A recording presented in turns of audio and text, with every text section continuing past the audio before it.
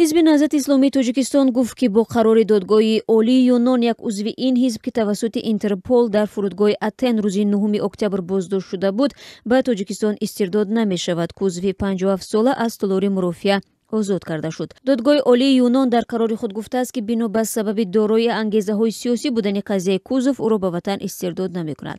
Қозии додгоҳ Кузовро аз толори додгоҳ озод кард ва иттиҳоми ворида алайҳи Кузовро беасос донист.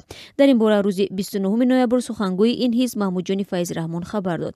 Вай гуфт ки қарори додгоҳ рӯзи 29 ноябр дар шаҳри Атен содир шуд. Дар ин мурофиа раҳбарияти ҳизб ҳам иштирок кардааст. ҳизби наҳзати исломии Тоҷикистон баъд аз ошуби мусаллаҳонаи генерал Абдуҳалим Назарзода дар моҳи сентябри соли 2015 мамнӯъ ва террористӣ эълон шуд. Дар пайи он 13 узви раёсати ҳизб боздошт ва ба муҳлатҳои тӯлонии зиндон, аз ҷумла 2 нафари онҳо ба ҳабси абад маҳкум шуданд.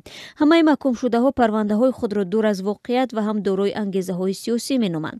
Ба иттилои ҳизби наҳзати исломии Тоҷикистон, Шоҳнаими Карим аз он аъзои ҳизб аст ки қабл аз ин рӯйдодҳо Тоҷикистонро тарк карда таи 2 сол дар Туркияву Эрон ба сар мебурд. Шоҳнаими Карим соҳиби 5 фарзанд аст ва хонаводааш дар Тоҷикистон қарор доранд.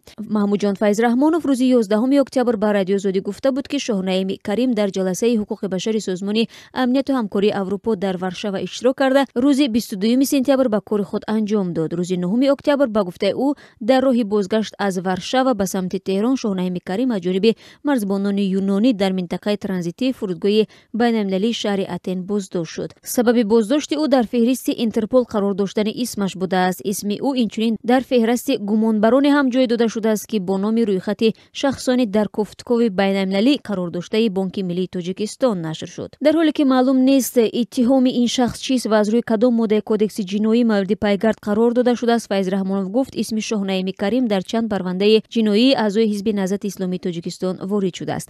Вай гуфт аз рӯи иттилои раҳбарияти ҳизб ин шаҳрванди Тоҷикистон баъди як рӯзи боздошт дар таърихи 10 октябр ба боздоштгоҳи минтақаи маъмурии Кори Даллас воқеъ дар 7 километрии ғарби шаҳри Атен интиқол дода шуд.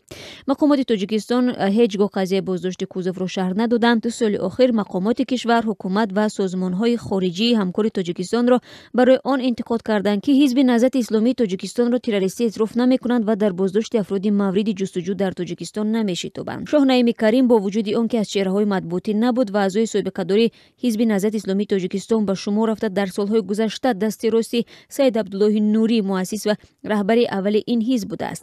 ӯ дар моҳи сентябри соли 2015 дар марҳилае ки аъзои ҳизби наҳзати исломии Тоҷикистон дар навоҳиву вилоятҳо мавриди таъқиб қарор доштанд ба Русия ва аз он ҷо ба Эрон рафтааст. Шоҳнаими Карими 57 сола азодаи минтақаи аз ғуломи ноҳияи Ванҷ буда 4 дафъа дар ҳавзаи интихоботии Ванҷ аз ҷониби ин ҳизб номзад ба мақоми вакили маҷлиси намояндагон пешниҳод шудааст. замони дар Тоҷикистон фаъолият кардани ҳизб, Шоҳнаими Карим дар департаменти равобити хориҷии ҳизби мазкур ба сифати муовини раис ва сипас раиси ин департамент кор кардааст.